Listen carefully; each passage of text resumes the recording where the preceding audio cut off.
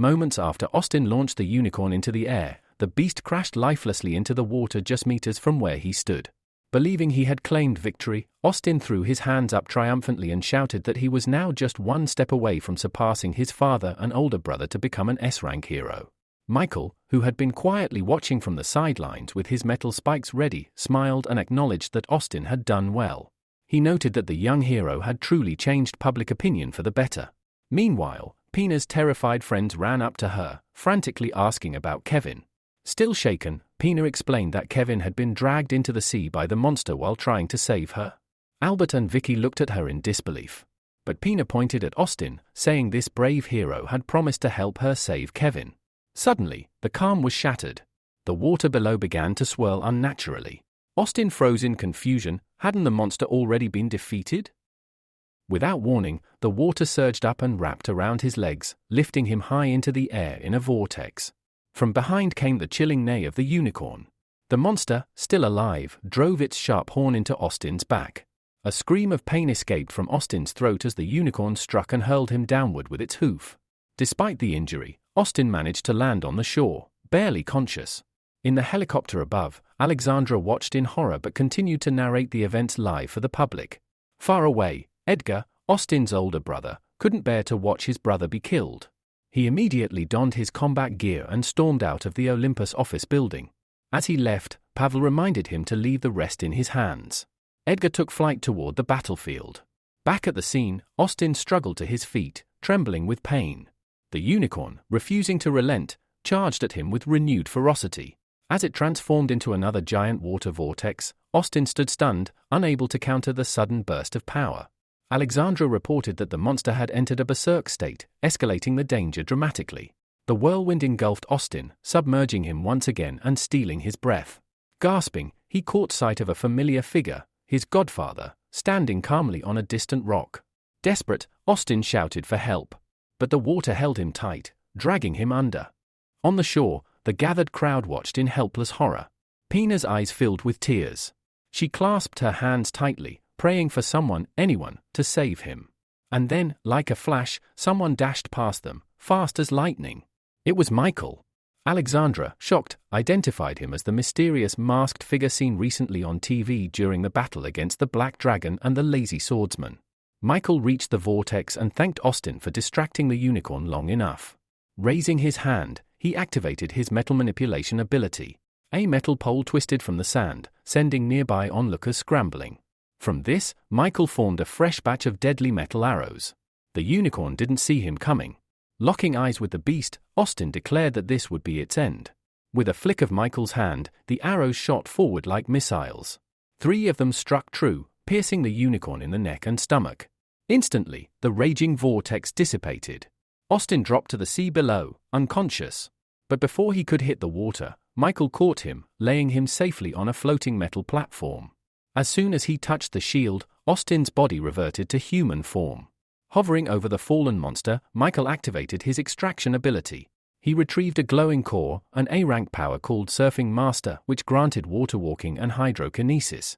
Though the reward was his, he quietly said he would let Austin take the credit for today's victory. On the ground, Pina looked up and gasped as Michael descended with Austin. He gently handed the wounded hero to her. She quickly tended to his injuries, and to Kevin, who had been rescued in the chaos. Some time later, Austin stirred awake. He sat up slowly, only to be immediately embraced by Pina. She threw her arms around his neck and thanked him through tears. Embarrassed, Austin asked her to be gentle. Her embrace was pressing hard against his wound. Soon, a crowd surrounded them. Everyone had watched the battle unfold, and questions rained down. When had Austin awakened his power? How long had he been hiding it? Michael, satisfied that things were under control, quietly left the scene.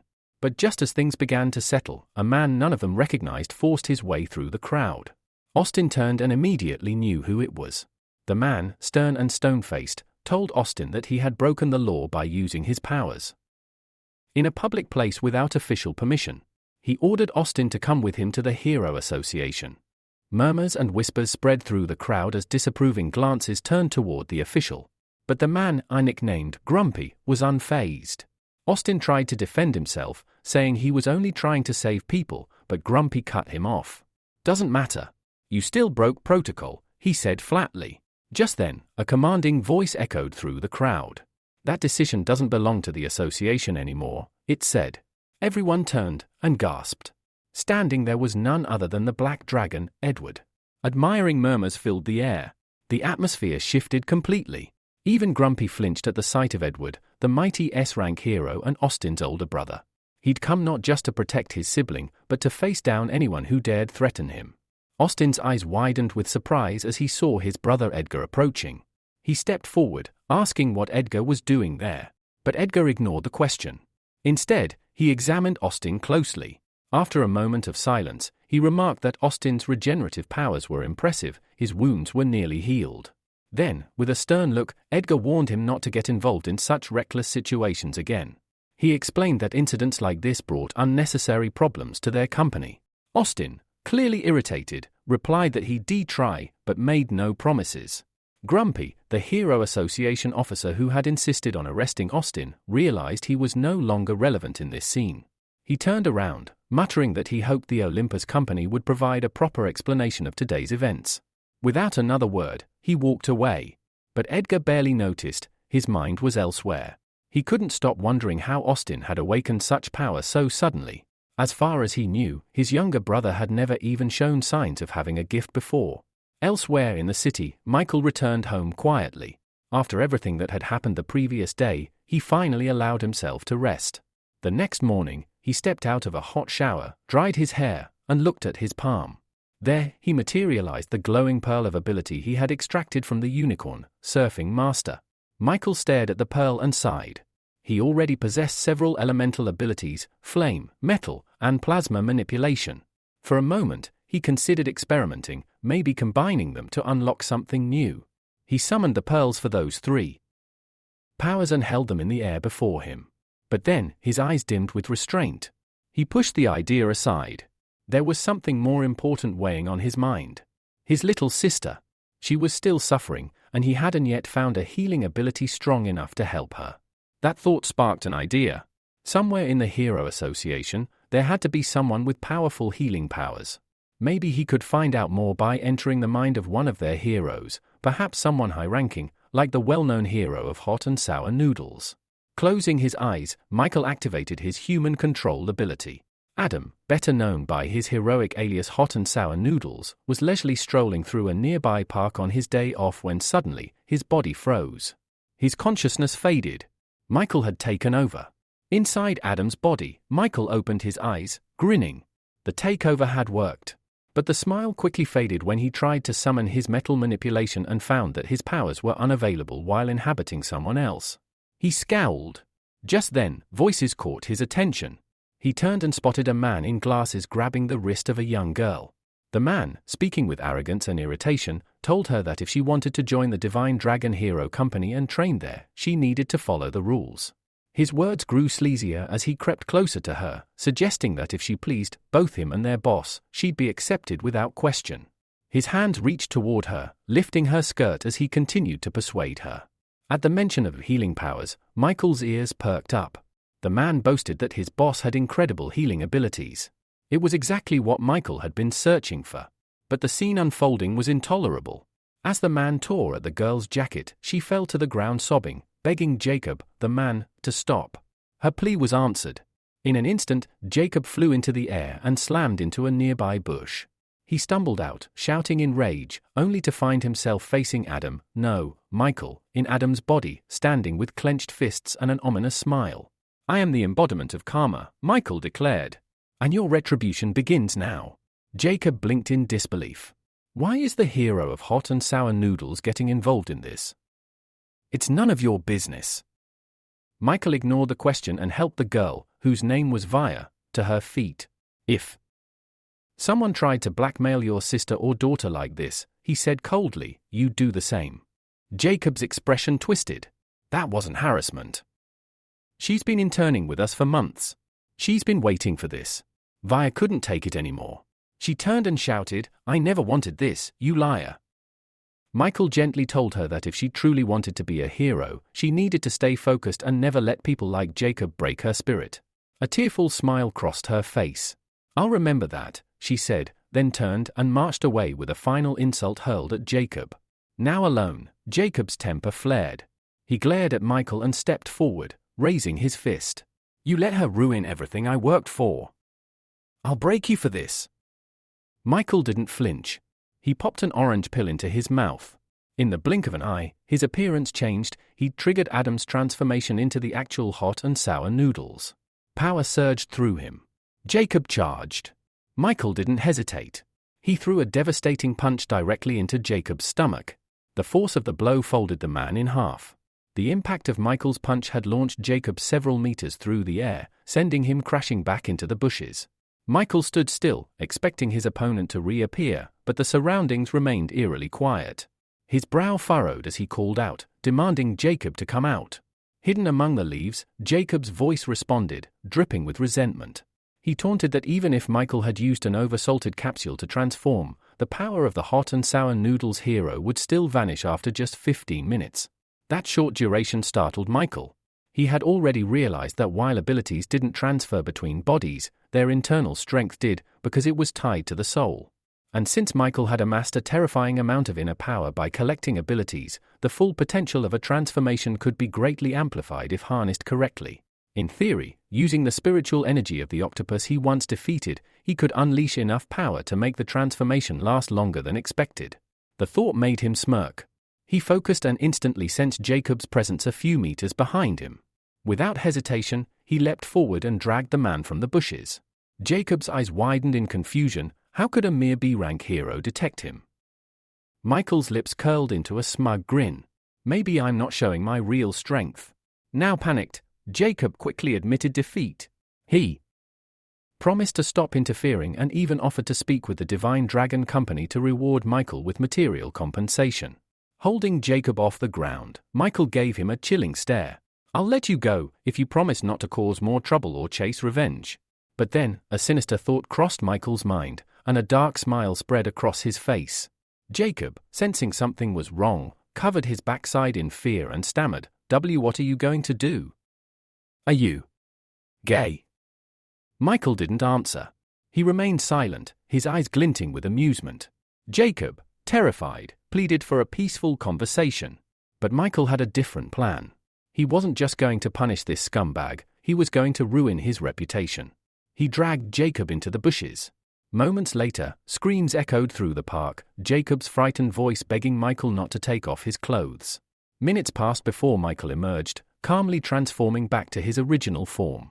Chuckling to himself, he pulled out his phone and examined the photos he had just taken, enough to ensure Jacob would never harass another girl again. He left a message on the device, "Don't delete the new photos if you don't want more problems." Then he closed his eyes and deactivated the human control ability. Instantly, Adam, now back in control of his own body, blinked in confusion. Still standing in the park, he assumed he had dozed off while walking. But the phone in his hand buzzed with a strange message. Opening the gallery, his eyes locked onto a photo of a half-naked stranger. Adam screamed in horror, completely bewildered.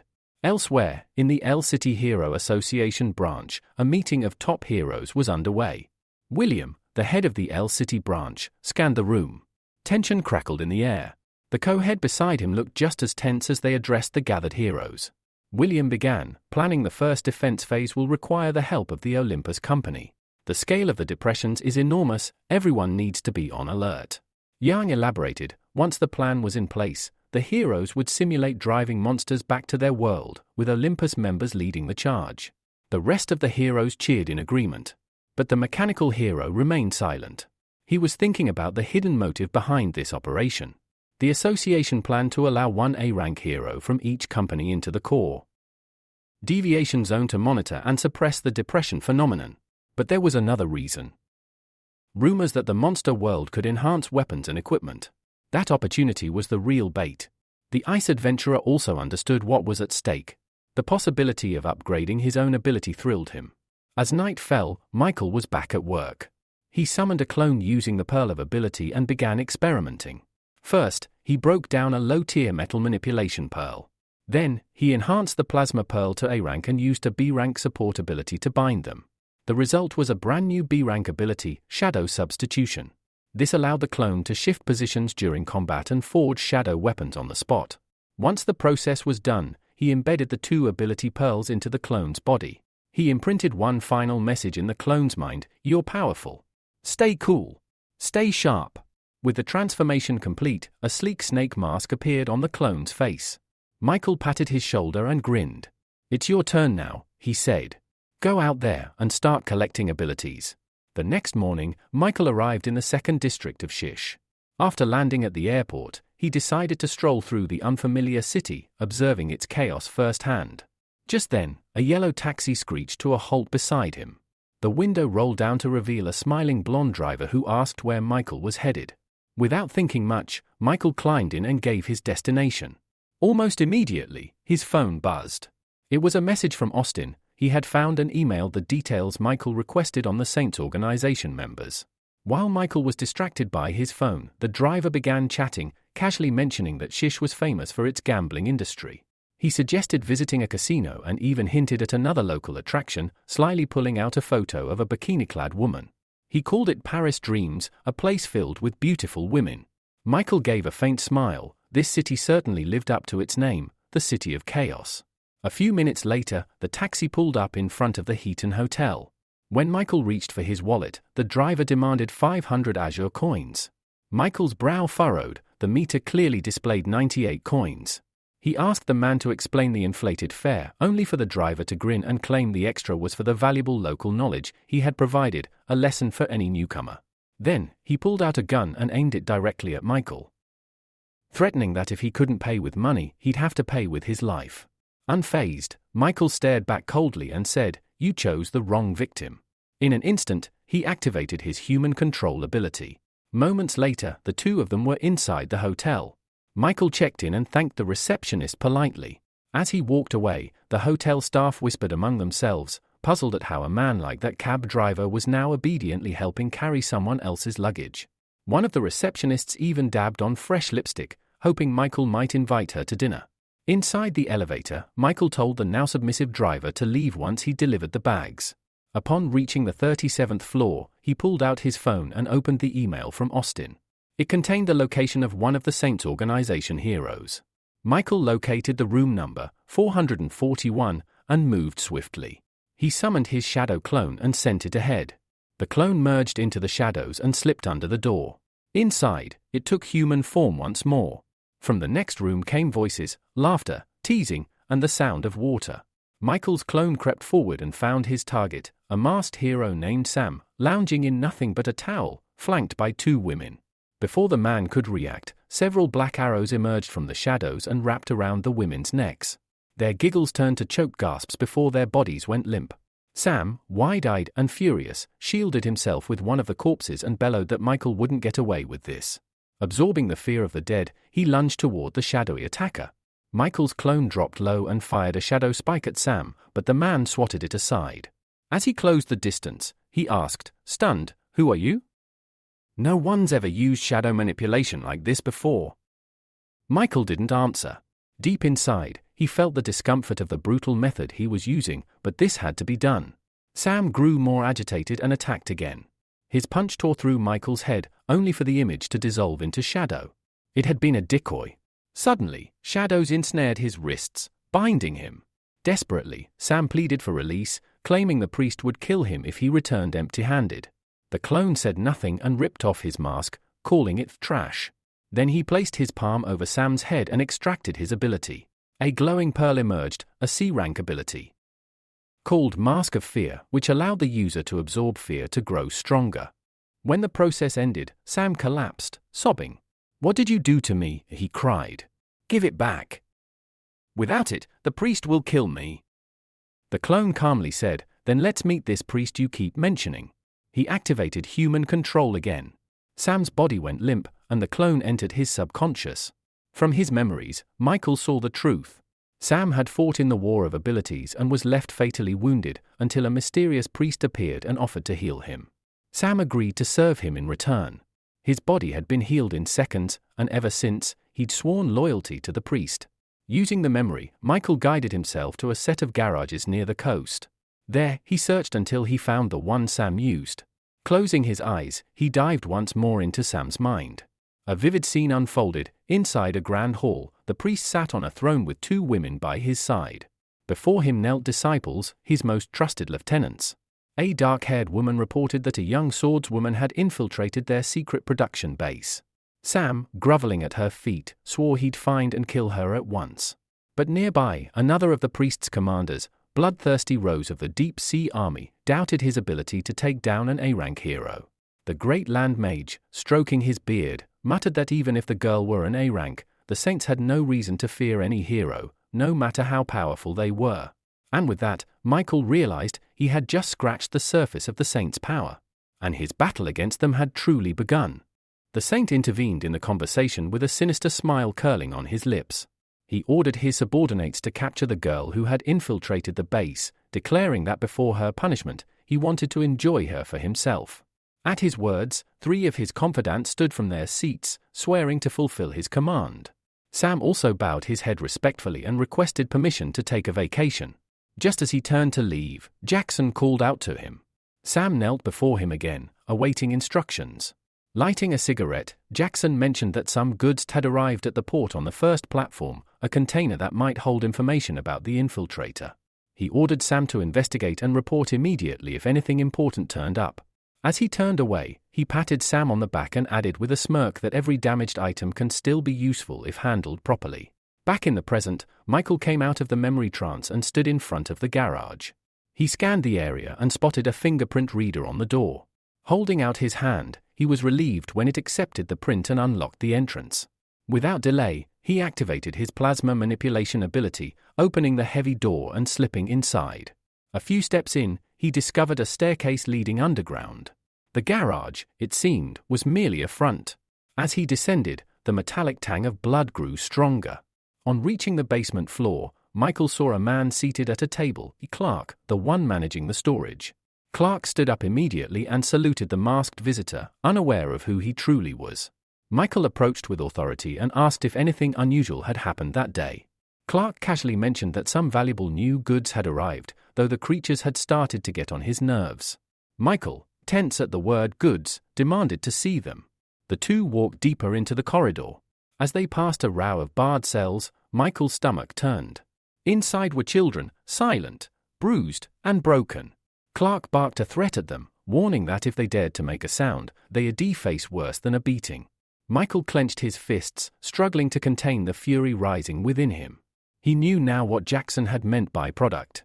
Suddenly, cries of agony echoed through the corridor. Behind one of the walls, a boy was being brutally whipped. Blood streamed from his ear. Freshly bitten off. The enraged warden raised his whip again, but Michael stopped him cold, his voice like steel. When he demanded an explanation, the warden sputtered, trying to cover up the incident. Then a blue-haired man, known as Mantis, one of the preachers of the organization, stepped in with a vile smirk. He casually revealed the truth. Marcus had tried to have fun with the boy's sister. That was all the boy had needed to retaliate. The word struck Michael like a dagger. He glanced at the small, trembling girl nearby, barely clothed and no older than 11.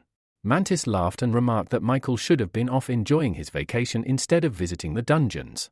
Michael, forcing himself to stay in character, said the girls were fine, but today he came to check the condition of the goods for the Deep Sea Army commander. Pointing to the blooded boy, he ordered him to be released, claiming he could fetch a high price. Lucian approached and sneered, saying that even without teeth, the kid could still be sold. Then he stepped aside. The battered boy, teeth missing, growled in his native tongue that he would kill them all. Michael gave him a hard look and said quietly, "Just wait a little longer. I'll grant your wish."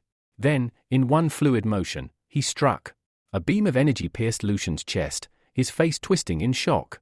"Why?" the man gasped as he fell. Michael stood tall and said with cold fury, "Because we're the same. You just don't realize it yet." And with one final movement, he severed Lucian's head. Panic spread. The other guards froze in disbelief. Michael summoned strands of shadow infused with blue flames. "All of you will die here," he declared. One of the blonde guards lunged at him, but Michael's shadows engulfed his body mid-air, flames consuming him. An electric pulse shot through the shadows, paralyzing the man with pain. Clark tried to flee, trembling, but a shadow strand shot after him and dragged him back. A wide trail of blood followed in its wake. From his corner, Lucas watched it all unfold with wide eyes. Suddenly, he saw two glowing pearls appear in Michael's hand. The boy looked up with determination and asked, "Who are you?" Michael turned to him and replied, "I'm the one who came to save you." Lucas didn't buy it. "I heard how you laughed at us," he said grimly. Michael sighed.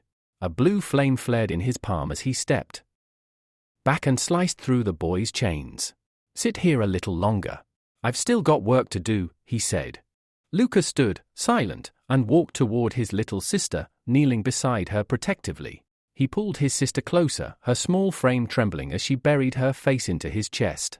Lucas hugged her tightly, as if trying to shield her from everything they had just witnessed. Watching this silent moment of reunion, Michael couldn't help but think of his own sister, still unconscious, still unreachable. His heart clenched with sorrow. But that moment was short-lived. Suddenly, guards swarmed in from both ends of the corridor, weapons drawn and eyes wide with panic. Without hesitation, Michael raised his hand, shouting, "Shadow bonds!" And with a ripple of dark energy, the shadowy tendrils burst forth, dancing like serpents wreathed in blue flame. In a matter of seconds, the corridor was cleared, each enemy falling to pieces, cut down by a single swing. Just as the dust settled, a new figure emerged. A long-haired man stepped around the corner, his pale face calm and almost bored, holding a strange disc in the air. "Impressive," he murmured, then looked behind Michael. "You're surrounded now. You won't escape." Another man appeared, his expression cruel and pleased. "I'll go first," he said with a nod, and the long-haired one, known as the Lord of Music, grinned wickedly. "Then let the music begin." He raised the disc and twisted it. A horrific sound tore through the air like broken glass scraping metal. Instantly, the children screamed in agony, clutching their heads. Michael staggered, the frequency burning his mind, but he quickly realized the music wasn't physical. It was attacking their consciousness. If he didn't act fast, they could go mad. So he acted. Michael dropped his hands and slouched forward, laughing to himself like a man possessed. His strange behavior made the Lord of Music grin triumphantly. Thinking the hero had fallen to the sound, he tossed the spinning disc straight at Michael, but it passed through empty air. He had disappeared. A breath later, Michael reappeared behind him, and with a brutal kick to the back, he sent the man sprawling. The Lord of Music choked on blood, reaching out in desperation to his partner. "Help me!" The spearman didn't hesitate. With a roar, he hurled his flaming spear at Michael. The weapon found its mark, piercing clean through the hero's shoulder. Michael didn't even cry out. He just looked down at the wound for a moment, clenched his fist, and then smashed it into the Lord of Music's skull with everything he had. The man's eyes went lifeless instantly. The spearman froze. "Why?" he whispered. "Why betray the organization?" Michael stood slowly, blood trailing from his arm. "You really don't know?" he asked bitterly, then swept his hand toward the cages. "For them. For justice." The word confused the spearman. He scoffed, masking his fear with a sneer. "You call this justice? You're no better than us. And you still won't leave alive. The commander of the Deep Sea Army is already on his way." Michael's eyes narrowed. "Then I'll kill everyone who comes." Sensing danger, the spearman gripped his weapons tightly. A thin thread of heat energy extended from his forehead, connecting to Michael. In that moment, Michael absorbed his ability. The energy rushed through him like fire in his veins. Panicked, the spearman launched both flaming spears. Michael crossed his arms, letting the weapon sink into his skin. Then, with a surge of strength, he flung them back. The spearman didn't even move. He just stared, mouth agape, before his own spears tore through his chest. Silence returned. Michael sighed, feeling the ache spread across his body. "That hurt more than I expected," he muttered. From behind one of the cages, a boy peeked out. "Are you okay?" he asked timidly. Michael turned, managing a small smile. "It's nothing." He then unlocked all the cages, setting the children free. One by one, they stepped out, scared, cautious, but alive. Lucas came last, his sister asleep on his back. Standing before Michael, he looked him straight in the eye. "I don't want to be weak anymore," he said firmly. "Make me strong. Like you." Michael nodded. "Then swear loyalty to me. Eternal loyalty." Without hesitation, Lucas responded, "I'm ready. I'll be your most devoted student." Satisfied, Michael handed him a glowing pearl, the same one he had taken from Mantis. "This is an ability pearl," he explained. "It will let you turn your hands into blades. With this, you can protect yourself and her." Lucas accepted it with a glowing smile and a nod of gratitude. Then, carrying his sister, he followed the other children toward the exit, glancing back once at the masked man who had saved them. Michael turned back to the corpses. There was one last task. He stretched out his hand, activating his extraction ability. One by one, he pulled the pearls from the dead bodies, harvesting their powers. A pleased smile crept across his face. Last time, it took me forever to get 2 pearls from the frog and unicorn, he muttered. This time, I hit the jackpot. He first upgraded his shadow exchange to A rank. Now, he could summon 5 clones, and during battle, switch places with any shadow, including an enemy's. Task complete, Michael stepped out of the garage. But then, he stopped. He felt danger. Behind him stood a girl with sharp eyes and a sword aimed at his back. "Who are you?" she demanded. "And where did these children come from?" Michael slowly turned his head. "And who are you?" Before she could answer, the children ran to her joyfully, calling out her name. "Alex! He saved us!" She blinked in shock. Realizing her mistake, the swordswoman sheathed her blade and bowed slightly. "Forgive me." Michael smiled. "It's fine. You're the A-rank swordswoman, Alexa." She nodded. "I heard rumors of human trafficking in this area. I came to save them, but I didn't think anyone would beat me to it." She walked over to Lucas and gently touched his cheek. "I'm sorry. I came too late." Suddenly, the ground beneath the children's feet began to tremble. Panic spread across their faces, and Michael felt the unnatural vibrations as well. He glanced at Alexia in confusion, asking what was happening, but there was no time for an answer. From beneath the port, thick, thorny vines burst upward, coiling around the children's legs and yanking them into the air. In mere seconds, the entire port was overtaken, garages, crates, and every inch of space consumed by the creeping tendrils. Tears welled in the children's eyes as they cried out for help.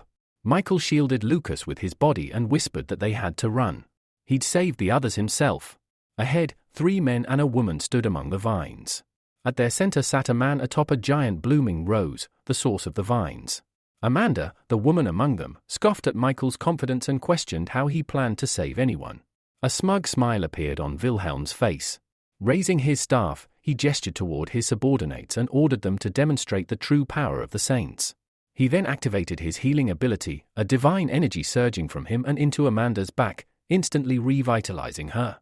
She straightened up, strength flooding her limbs. The priest had restored her entirely. With a mocking tone, Wilhelm warned Alexia not to interfere with the saints. Goods. If she valued her life, she should surrender now. Then, his gaze turned cold as it landed on Michael. Without hesitation, he commanded the traitor to be eliminated on the spot. Michael and Alexia stood ready.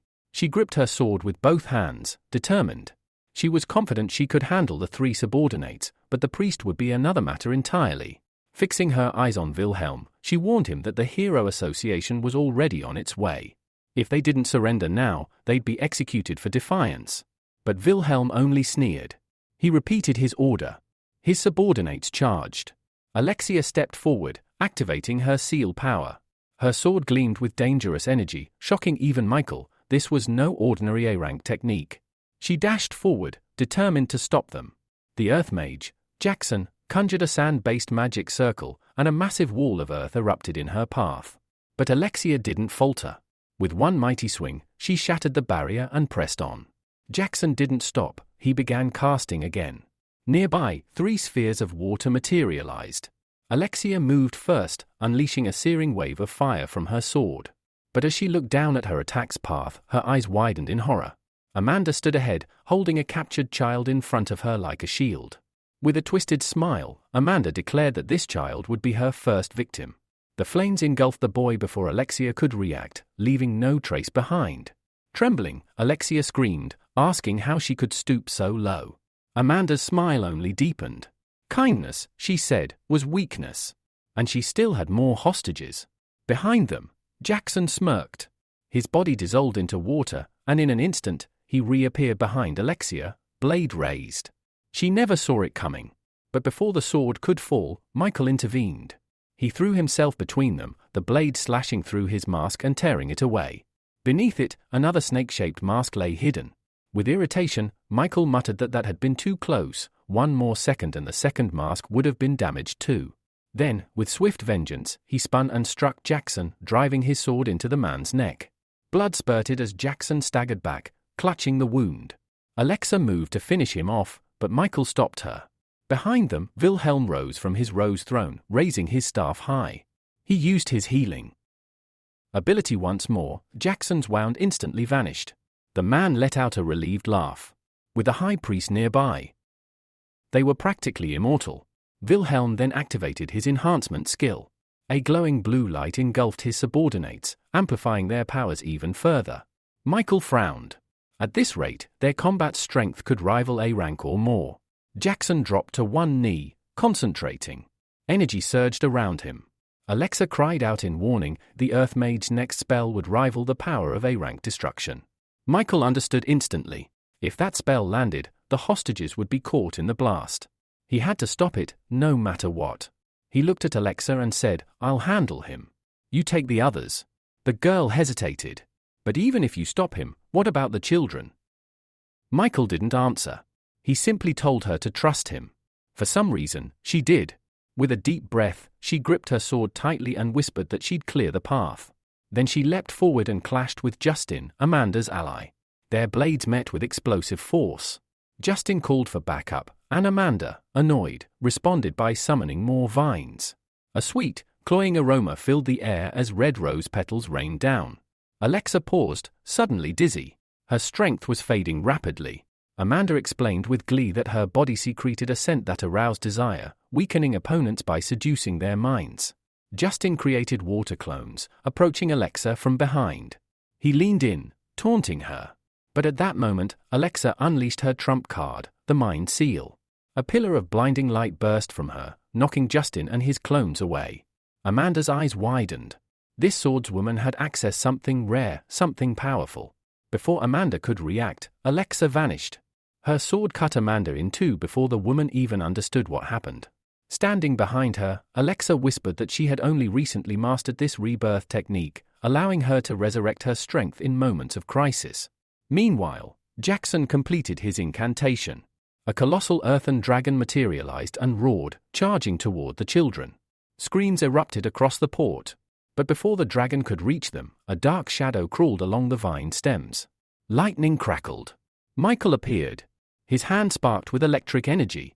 With precision, he launched a bolt straight into the dragon's open mouth, paralyzing it.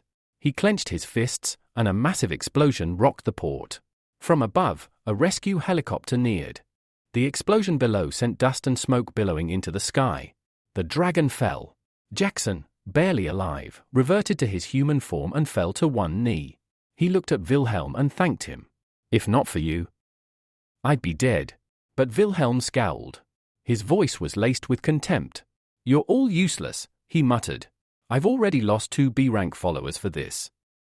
Even though the Saints had suffered defeat, the old man remained calm.